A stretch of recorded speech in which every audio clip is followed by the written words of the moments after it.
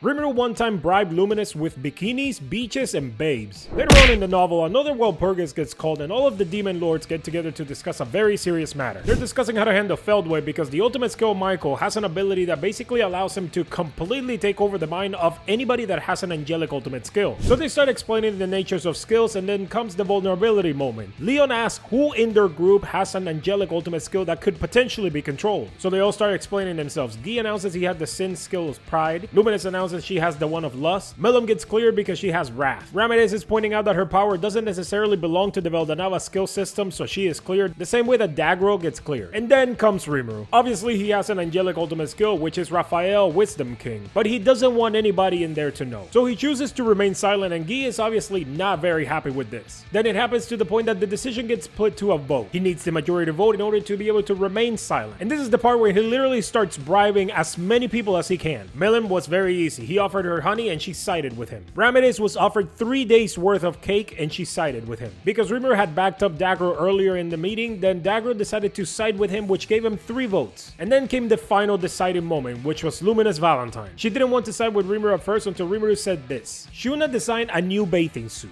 We've also created a seaside beach in the dungeon. You can tan as much as you want and there's beautiful women who expose themselves. At that point, Luminous immediately cut him off and told Guy that she has always believed in Rimuru from the very beginning. And then told Rimuru that he needed to make time for her after the meeting because they needed to discuss a few requests that she had. And that was how Rimuru was able to remain quiet and not tell anyone that he had Wisdom King Raphael. Who would have thought that the Demon Lords, some of the most powerful creatures in the entire universe, were that easy to manipulate?